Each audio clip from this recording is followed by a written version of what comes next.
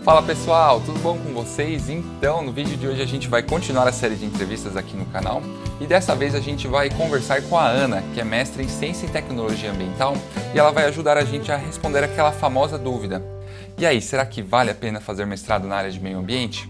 E se você gosta desse tipo de conteúdo, já vou pedir para você deixar seu like e se inscrever aqui no canal, porque aí você não perde nenhum conteúdo que eu postar aqui e me motiva a trazer mais informações para vocês.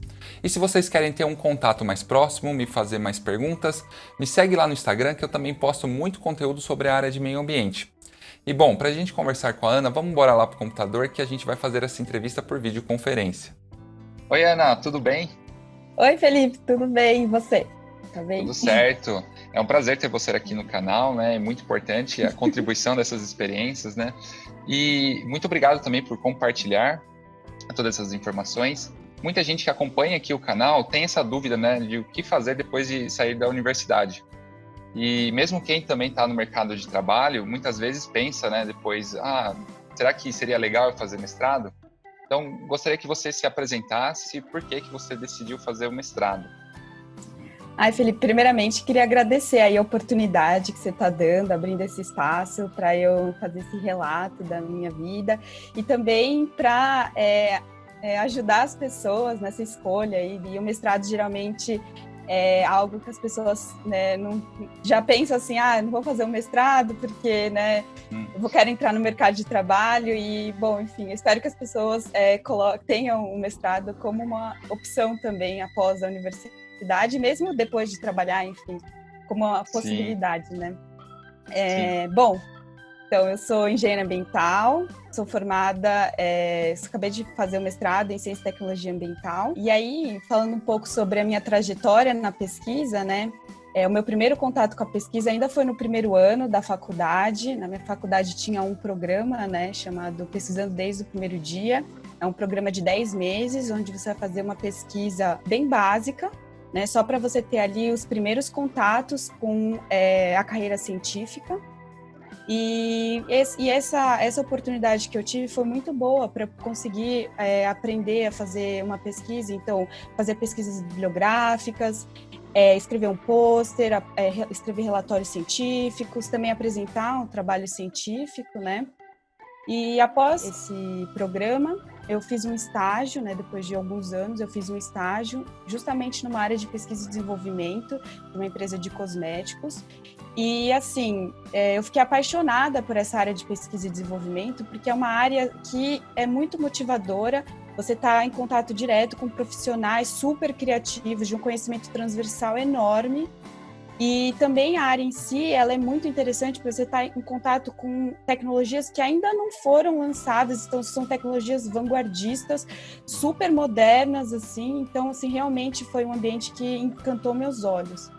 E aí, já estava no estágio, já estava terminando a graduação, e aí eu pensei, nossa, eu gostaria muito de trabalhar nessa área. E eu vi, assim, que, no mínimo, as pessoas que trabalhavam nessa área tinham um mestrado.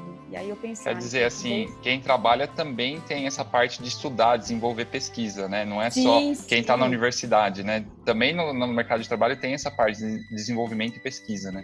Tem. E assim, as pessoas trabalhando lá, elas tinham, no mínimo, um mestrado. Então, muitas delas já tinham pós-doc até.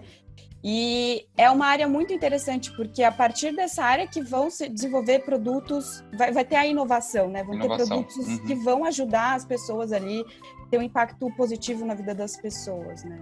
Bom, eu acreditava, né, quando eu estava na universidade, que mestrado era só para quem queria seguir na área acadêmica, virar professor, mas hoje eu já penso um pouquinho diferente, né, com a vivência que eu tive. E eu queria que você comentasse um pouquinho a respeito sobre isso. Pois é, Felipe, olha, quando eu contei para os meus amigos, para os meus pais que eu queria fazer o mestrado, eles falaram, mas você vai fazer o mestrado para ser professora, você vai querer seguir a carreira acadêmica mesmo? Foi um questionamento que me fizeram muito e até me deixaram um pouco receosa assim, de fazer, porque, como eu falei antes, eu queria fazer o mestrado com essa intenção de voltar para o mercado de trabalho, né?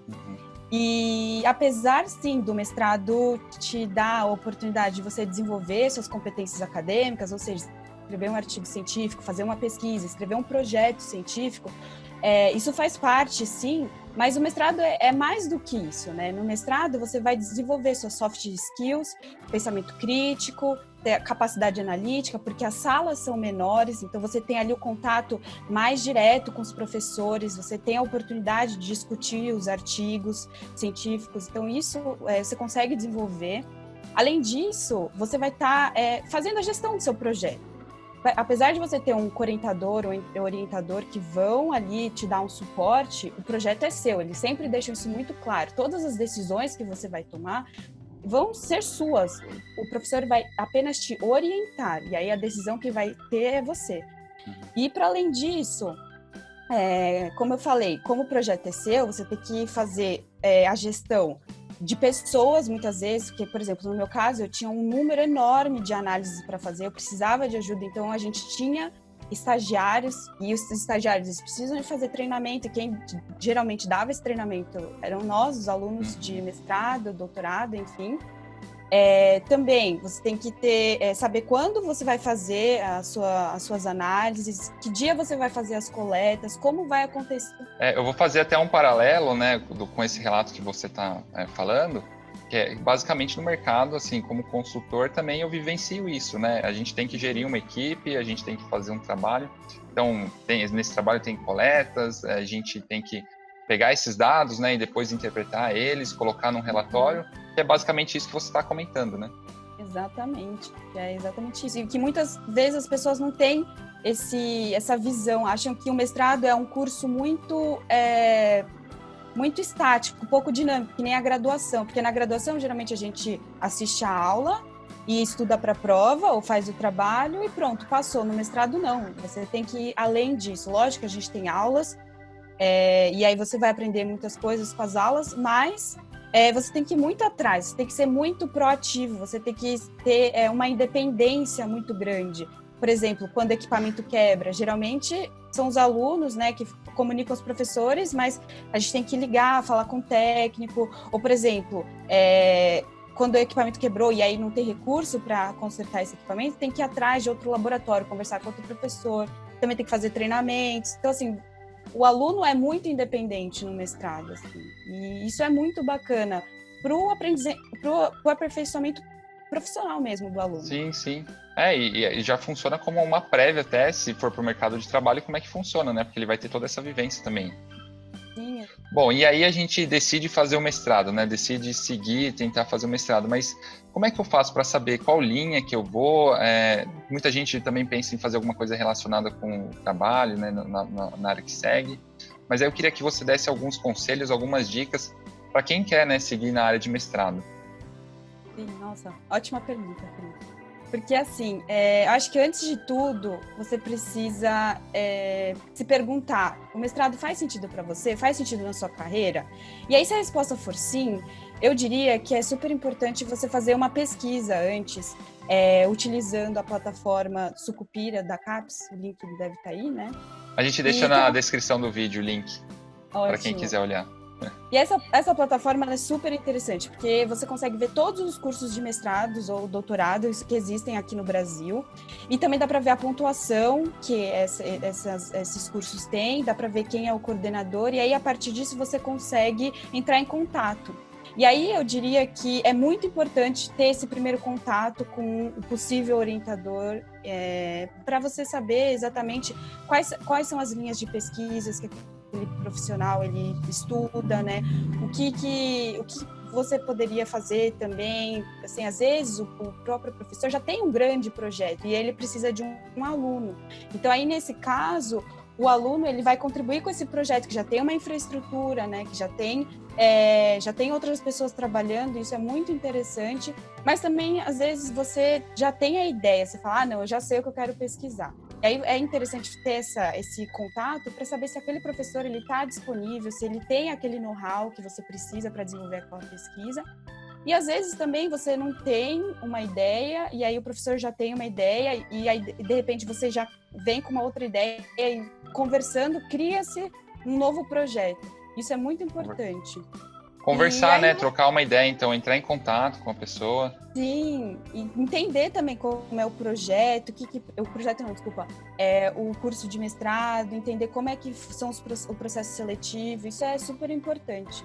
E aí eu também diria que depois desse primeiro contato, e se você fizer a escolha ali pelo orientador, já ter feito, era interessante perguntar se existe a oportunidade de ter um estágio, fazer um voluntariado, que nem eu, quando estava tentando entrar no mestrado, eu também fiz um voluntariado no laboratório, e para mim foi muito legal, porque eu conhecia os outros alunos de mestrado, né? Eu conheci como que é a rotina do laboratório, e foi muito importante para a minha decisão, e foi extremamente positivo depois para eu começar o mestrado, o meu próprio projeto. Ter essa rede de apoio, ela é muito importante. Bom, bacana, Ana. Muito interessante essas informações. E assim, eu que estou no mercado de trabalho, eu vejo que tem, digamos assim, um gap, né, uma diferença entre o desenvolvimento tecnológico e a sua aplicação, né, no mercado de trabalho. Então, assim, como que você enxerga isso? Como é que você vê isso? Ô, Felipe, eu já tive ali dos dois lados da moeda, né? Já tive o meu estágio na área das empresas, da indústria, e do outro lado, né, do mestrado, da área científica. E aí eu consigo identificar esse gap, né, por dois motivos, assim. Eu acho que o primeiro seria as descobertas científicas, elas são divulgadas apenas nos artigos científicos, nos jornais, né? E aí poucas pessoas têm o acesso a esses artigos, né? Porque geralmente são pagos, né? E aí que complica um pouco essa divulgação. E para além disso, os termos são muito técnicos. Então, aí para um profissional que não é dessa área conseguir entender aquela pesquisa e depois tirar daquilo e colocar numa aplicação, assim, é muito difícil. Também acredito que esse gap, ele também se dá muito pelas faltas entre as parcerias entre as universidades e as próprias empresas, né? E aí também, de novo, eu acho que tem um pouco tem muita burocracia, né, envolvida ali das empresas conseguirem transferir o dinheiro e tal, e mesmo de abrir editais, né? Acho que isso dificulta um pouco essa parceria, e eu acho que é isso. Pelo que eu entendi, então seria como se tivesse que falta um elo de conexão, né? Então, a empresa aqui ela tem um problema, e aqui Sim, você tem um outro lado que você tem cabeças pensantes que tem a solução. Então, como exato. que une isso daqui, né? Como que você consegue, essa daqui que precisa de uma solução, conseguir puxar essas informações e essas pessoas resolverem, né, esse problema para ser aplicado no mercado de trabalho de fato, né? Exato. Isso, assim, é uma coisa que a gente vê que seria o ideal, né? Se tivesse, se as empresas e a academia conseguissem trabalhar junto. A gente tem os Estados Unidos, que muitos laboratórios são financiados por empresas, né, pela indústria. E aí, um dos países que mais produz artigos científicos e tem um grande impacto é os Estados Unidos, né? Então, precisa de investimento também, né, Felipe? Sim, sim. Bom, queria aproveitar então pedir para o pessoal deixar aí nos comentários o que você acha que falta para a gente ter um melhor desenvolvimento de pesquisa aqui no país, né? Que a gente consiga desenvolver melhor esse lado de parcerias, né, entre empresas e universidades. E para finalizar aqui, eu gostaria de perguntar para você o que você acha que tem, né, baseado nisso, quais são as dificuldades, quais são as oportunidades que a gente tem aqui na área de pesquisa e desenvolvimento para o país. Olha, eu vou dizer que sem pesquisa não há novas tecnologias, não há inovação para um país, né? Então, sem isso, sem investimento nisso, o país não vai ficar sempre esperando, vai ficar sempre importando tecnologia de outros países, né? A gente fica muito refém aí da tecnologia estrangeira. Exatamente, a gente fica commodities, né? A gente não produz desenvolvimento aqui no país, né?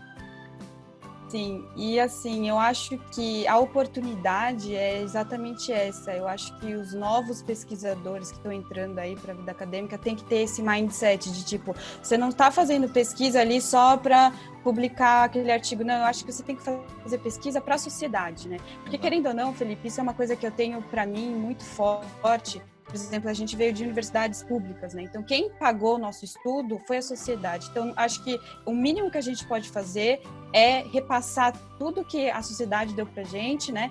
Em troca. E aí, a nossa troca ali seria justamente essa, é conhecimento, é exatamente o que você está fazendo, sabe, Felipe? De passar conhecimento, transmitir tudo isso que você aprendeu ao longo desses anos, né? De estudos, de profissão.